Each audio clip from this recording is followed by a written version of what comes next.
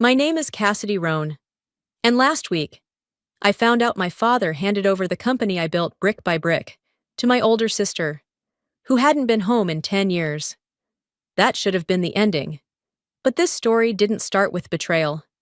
It started with a promise. I was 8 years old when I first stepped onto a construction site. While most kids were learning multiplication, I was memorizing the sound of a laser level against poured concrete. My father, Mitchell Roan, didn't believe in babysitters. He brought me everywhere: client walkthroughs, blueprint reviews, budget breakdowns over diner coffee. He used to say, "Roan build doesn't run on concrete, it runs on grit, and you've got plenty." There was never a plan B. I knew I'd take over Roan build one day, so I made it my life's mission to deserve that. I graduated top of my class in civil engineering and turned down 3 lucrative offers in Chicago, Dallas, and San Diego. I came home to Minneapolis and walked into Roan build the following Monday. No champagne, no break. Just a stack of permit reviews and a blinking project tracker. For a decade, I lived for the company, redesigned our operations system, transitioned our data from paper to digital, streamlined contractor rotations, and personally negotiated our largest public works contract to date. We grew 40% in 3 years. But my name was never on the door. People called me relentless, efficient, loyal, but never irreplaceable. And that was my mistake. I don't know why I felt uneasy that Tuesday night. Maybe it was the way my mother's voice trembled when she texted, "Dinner at 7, important." The house smelled like rosemary and garlic when I stepped through the front door. That alone should have tipped me off. My mother only pulled out her signature chicken when we had guests. Or guilt. Harper was already there, barefoot in a flowing white dress, sipping wine like she'd never left. Her hair was pulled into a loose knot, her posture relaxed, like she belonged, like 10 years hadn't passed. "Cass!" she chirped, walking over with open arms. I let her hug me. Her perfume was different, lighter, floral. Not the musky oils she used to wear when she left for Prague all those years ago. "You look very Minneapolis," she teased, eyeing my tailored blazer. I smiled tightly. "And you look very Harper." We sat.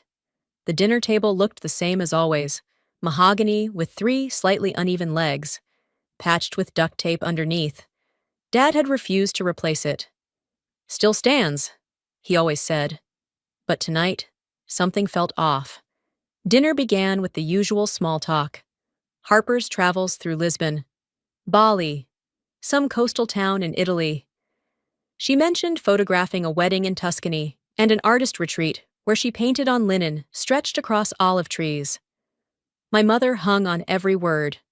"Must have been magical," Mom whispered, refilling her wine. I barely spoke, just chewed, swallowed, smiled when required. Then it came, halfway through dessert. Apple crisp. "Of course," Dad cleared his throat. "Starting Monday," he said. "Harper will be joining Roan build." I blinked. "Joining how?" "She'll be our new creative development director," he continued. "She'll lead rebranding efforts, presentation decks, website updates, social visuals. We need a modern face." I looked at Harper. She beamed, then shrugged, like it was no big deal. "That's great," I said slowly, willing my voice not to crack. "She has a natural eye for design," Dad added. "And clients love her energy." "Of course they do. 10 years of snow-covered job sites, of 5 o'clock a.m., planning calls, of fixing outdated project management systems. Gone. Just like that. Not replaced, but quietly reframed after dinner. I helped Mom with the dishes. The kitchen faucet leaked when turned left. Harper wouldn't know that. As I scrubbed the pie tin, she looked over and whispered, "You okay?" I nodded. "Of course." But my chest was tight. My hands trembled slightly beneath the suds, because I knew what had just happened. They didn't take anything away from me. But they'd already given something, without asking if I was done holding it. And Harper? She didn't steal the spotlight. They simply pointed it somewhere else. It started with a missing contract. I'd asked about the Everhaven file, the original draft with signed provisions and construction timelines. I'd built that project from scratch over 2 years. And we were weeks away from Phase 1. When I brought it up in a Monday meeting, Dad said flatly, "Already sent to legal, check the system copy." I did. There wasn't one. Which was odd. Dad never sent out original files without keeping a printed backup. It was one of his golden rules. Never trust a single system. So that afternoon, I went downstairs, not to panic, just to check. The archive room was colder than I remembered. Metal shelves, fluorescent buzz, the quiet hum of forgotten history. Ellen Crowley, our longtime office manager, glanced up from a file sorter. "Looking for something?" she asked gently. "Just cross-checking Everhaven documents." I lied. She nodded slowly and turned away. I moved quickly through the rows. 2009 zoning appeals, 2013 subcontractor audits, old invoices from suppliers we no longer used. I wasn't even sure what I was looking for anymore, but something pulled me deeper. Then I saw it. A black folder. No label. Tucked between a 2011 environmental impact study and a faded site plan for a parking garage we never built. Curious. I slid it out. The cover read, "Equity Transfer Agreement, Roan Build Infrastructure, April 17th. I opened it, and my stomach dropped. Page 1. 72% ownership transferred from Mitchell Roan to Harper Roan. 18% retained by Mitchell. 10% assigned to Elaine Roan. There was no mention of me, not even a footnote, not a clause, not a temporary holding. Stamped, notarized, filed, signed, legally binding. I read it again, then again. Surely, it was a draft, a working version, something meant to be revised. But every detail was final, permanent. My knees nearly buckled. I grabbed a shelf to steady myself.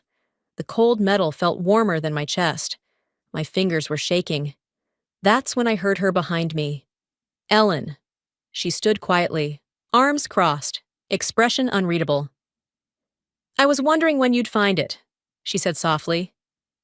"You knew," I whispered, still holding the document. She nodded. "Your father planned to tell you, once things settled." I let out a dry, bitter laugh. Settled? Or once it was too late to undo? Ellen didn't answer. I stared down at the folder again. It felt heavier than paper. I didn't tear it, didn't scream, didn't cry. I closed it gently, slid it into my bag, and walked out of the archive room like nothing had happened. Because if they'd already decided I was out, I needed to start deciding what I'd do next. I didn't sleep the night I found the file. The words, 72% ownership to Harper Roan, looped in my mind like a broken alarm. Not a dream, not a draft, a done deal. The next morning, I sent a message to my mother. "Dinner tonight? Everyone should be there." Her reply came within 5 minutes. "Of course. I'll make your favorite stew. Your father will be home by 6. I arrived at 6:00 p.m. sharp, black folder in hand. The same house, same red bricks, same porch swing that hadn't moved in years. But everything inside felt colder. Harper was setting the table, humming like she belonged. My father sat reading the paper, half glasses low on his nose.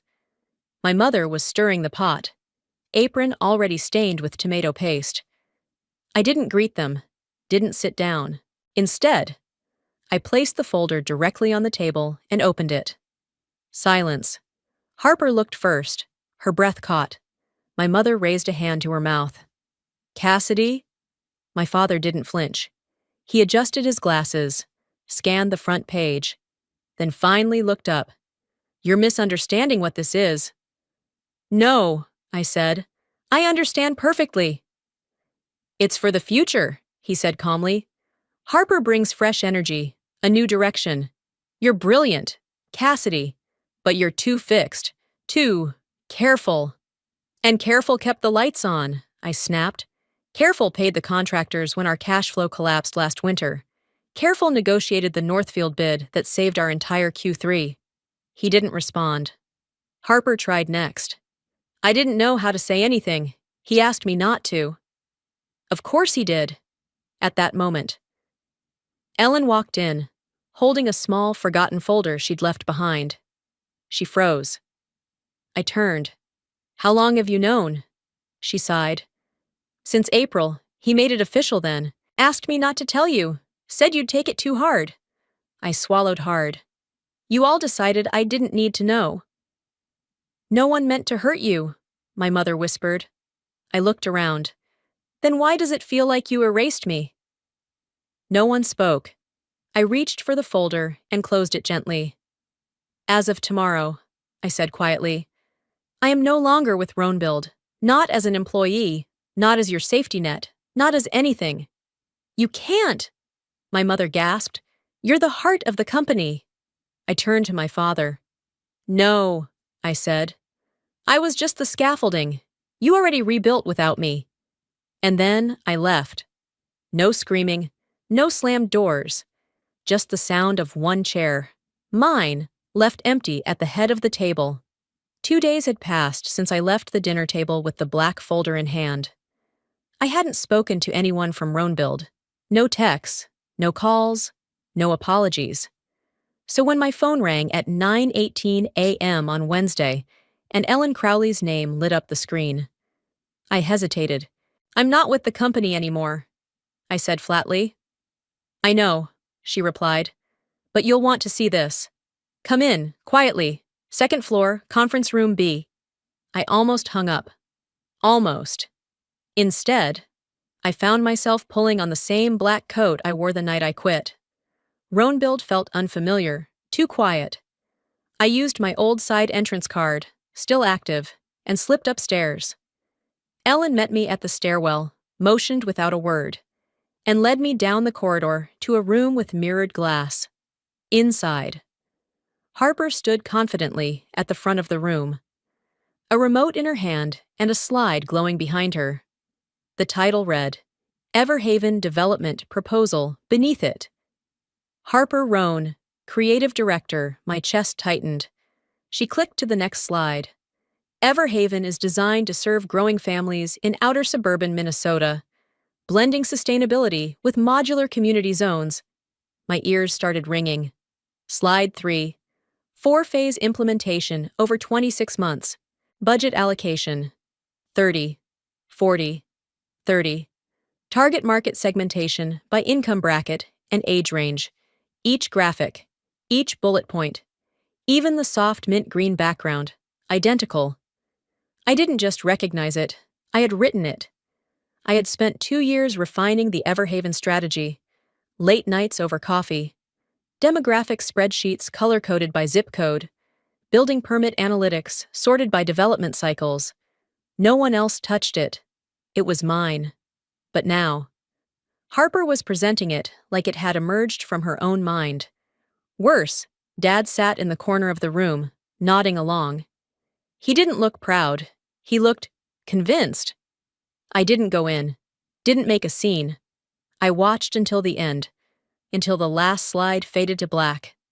Then I turned to Ellen. Do we have backups? She nodded. All time-stamped, on your original server.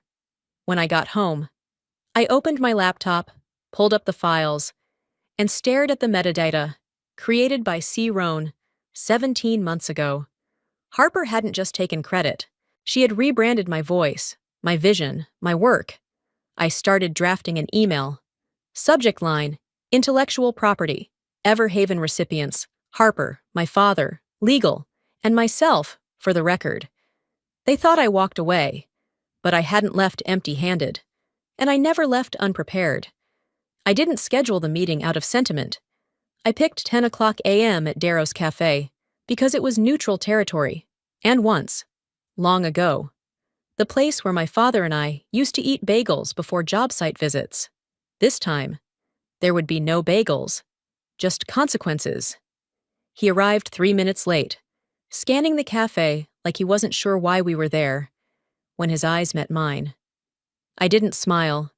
I pointed to the seat across from me. "Sit!" He obeyed. Slowly, no pleasantries. I pulled out my laptop and placed a silver USB beside it. "I'll make this quick," I said, opening two files side by side.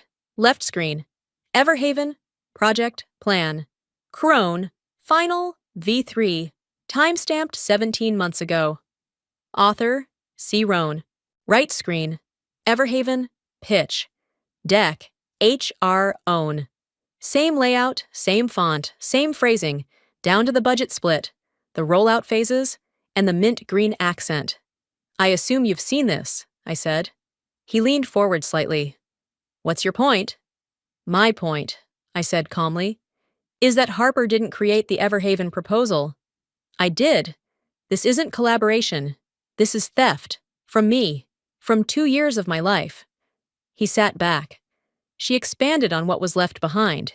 You walked away. Cassidy." "I walked because you left me no room to stay," I snapped. "But I didn't surrender authorship, and I sure as hell didn't give permission for my work to be rebranded with her name." He looked away for the first time. I slid the USB across the table. "Everything's on there. Originals, timestamps, version history. If you don't respond within 48 hours, I'll be sending it to Northland's legal team. And after that, to every industry publication that still cares about integrity." He didn't touch the USB, just stared at it like it might bite. Finally, he spoke. "What do you want? Cassidy?" I paused. Let him sit in that question. "I want Harper's name removed from all project materials," I said. "I want an internal memo sent to the leadership team acknowledging the mistake. And I want it done in writing, before Friday." He scoffed. "You think you're in a position to issue demands?" "I'm not demanding," I said. "I'm offering a window."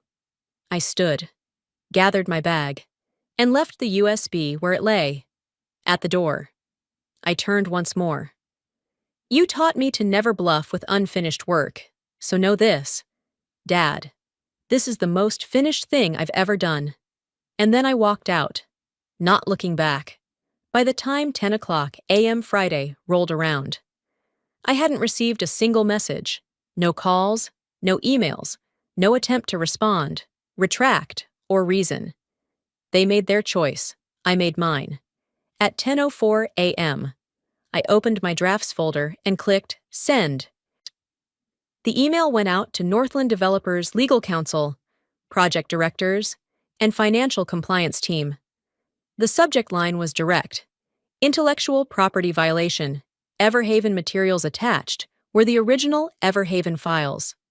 Timestamps, metadata, and a concise note. For transparency, I was not credited, I was not consulted, I am the author. Nothing dramatic, no threats, just truth.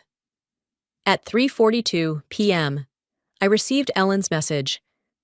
"Northland just pulled out, entire bid withdrawn. Harper left the building." I stared at the screen for a moment, unmoved. Then I closed my laptop. Everhaven wasn't just a $9 million project. It was the flagship, our future expansion. The crown jewel in every presentation deck for the next fiscal year. Its collapse wouldn't bankrupt Roanbuild overnight, but it would send a very public, very expensive message.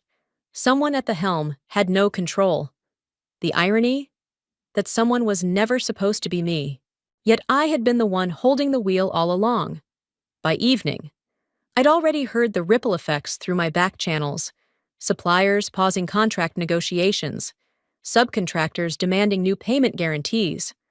One investor asking if Roanbuild's leadership had changed. Then, at 9:18 p.m., my mother called. "Cassidy," she whispered, voice brittle. "Your father hasn't said a word all day." I leaned against the kitchen counter and let the silence stretch. "Harper's locked herself in the guest room. She's not answering anyone. She hasn't eaten since yesterday." I didn't reply. "We know what we did," Mom continued. "We know how this looks, but please, are you really going to let everything fall apart like this? I closed my eyes.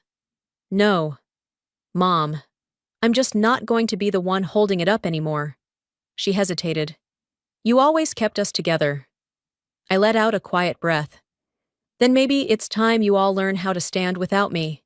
She didn't hang up, just stayed on the line, breathing softly, like she hoped silence could fix what words couldn't. After a long pause, she tried again. Cassidy, is there any chance you'd consider coming back? I answered slowly. You chose who you wanted to lead.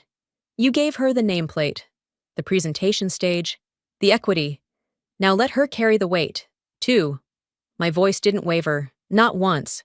She started to cry, quietly, restrained, like she still didn't want anyone else in the house to hear. I didn't comfort her. I didn't say I'd think about it. I just ended the call.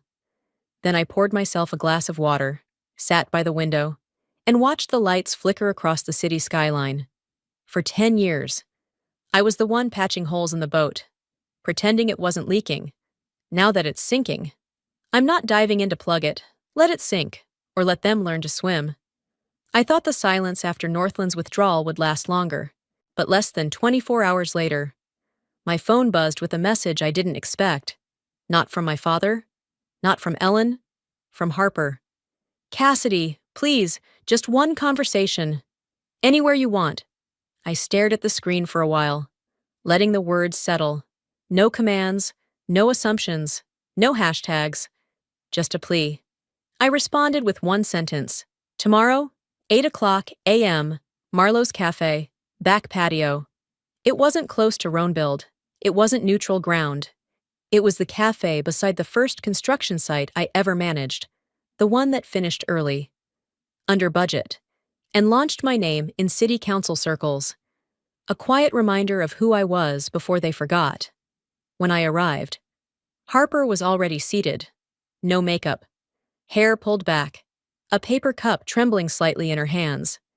She stood when she saw me. Thanks for coming. I didn't sit immediately. I watched her for a beat. The sparkle was gone.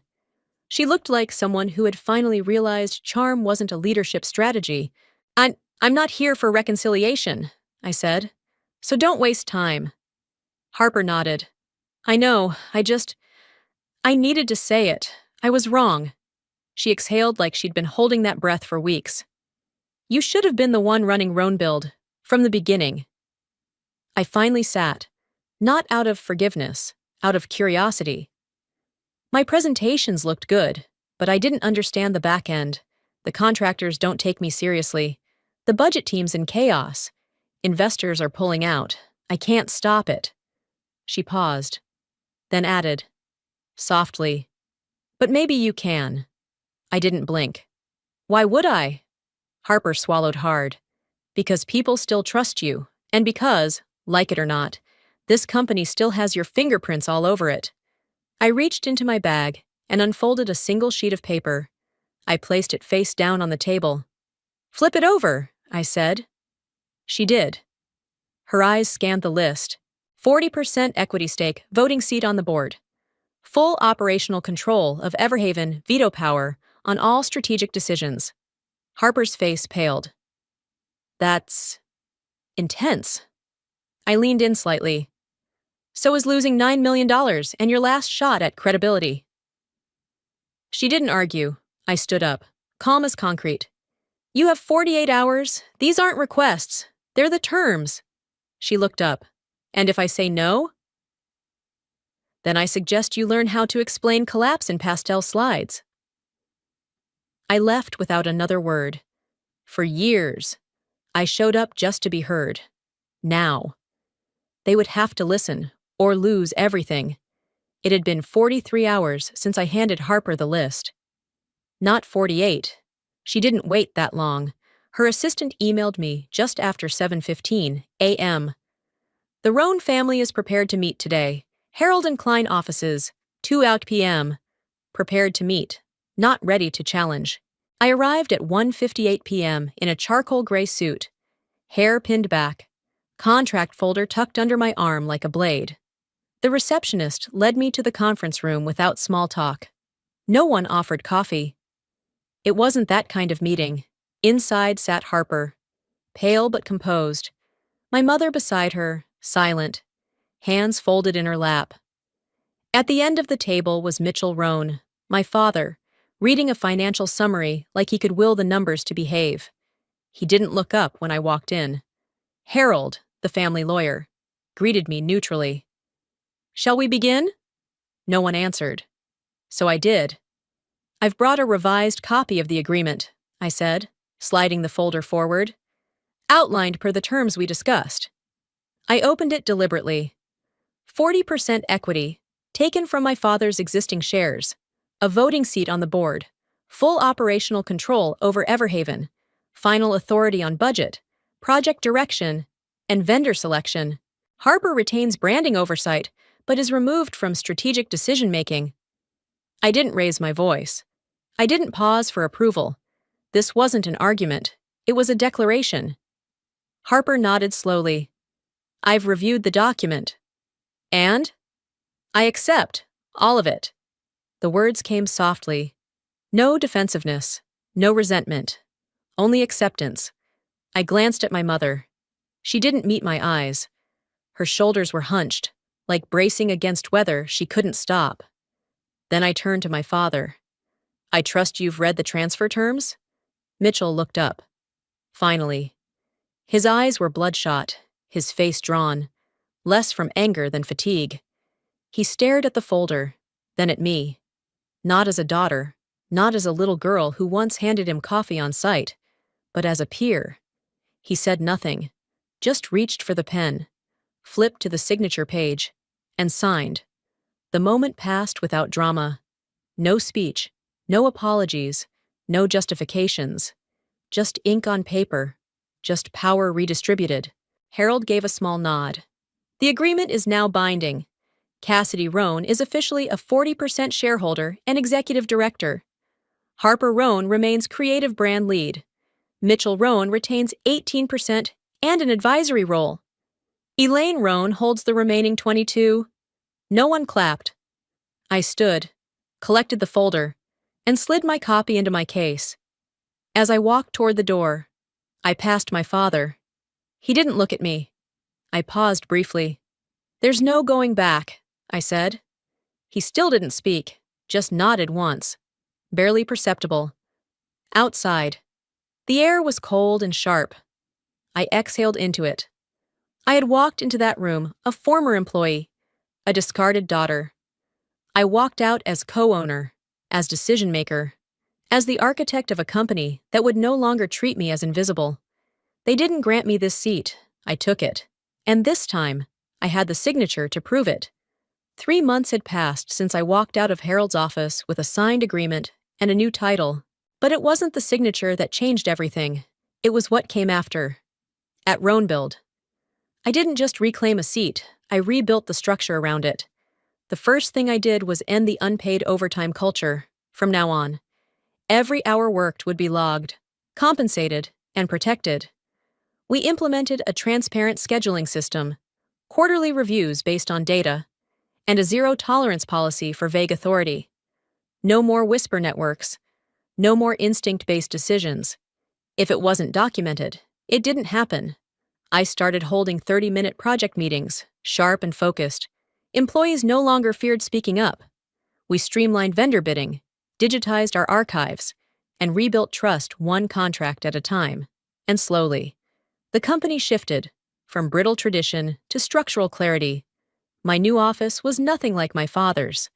Natural light spilled across the dark walnut desk.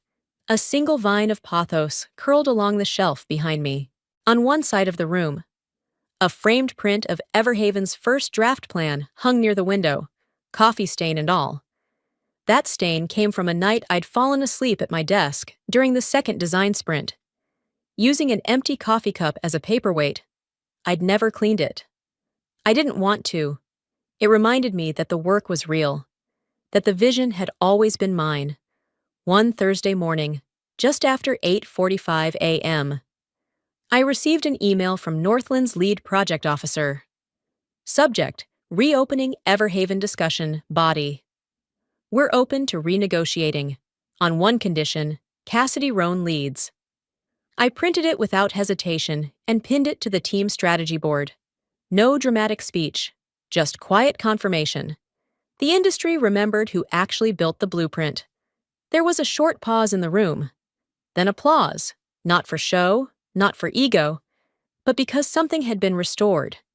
Accountability. And maybe something like justice. Later that week, Ellen knocked gently on my door and handed me a thick brown envelope. "He dropped it off this morning," she said. "Didn't say anything." Inside was a folded piece of old sketch paper, smudged at the edges. The lines were uneven, drawn by a 15-year-old version of me. A tiny house with a chimney, a tree out front. Above the door, "Roan home." On the back, a short note in shaky handwriting. "You were always the builder." I was just too blind to see it. Dad. I didn't cry. I didn't say anything at all. I walked to the wall, took down the Everhaven print, and reframed both sketches side by side. The present and the past, layered, not erased. Then I placed my hand gently on the glass. Not in anger, not even in forgiveness, just in peace. Because I didn't win by tearing anyone down. I won by staying whole, by building when no one believed I could. And if you felt something while walking this journey with me, let me know. Leave a comment. Tell me what you've had to fight for and what you're still rebuilding. And if you want more stories like this, quiet battles, hard-won victories, real foundations, go ahead and like, share, or hit subscribe. I'll be here, still building.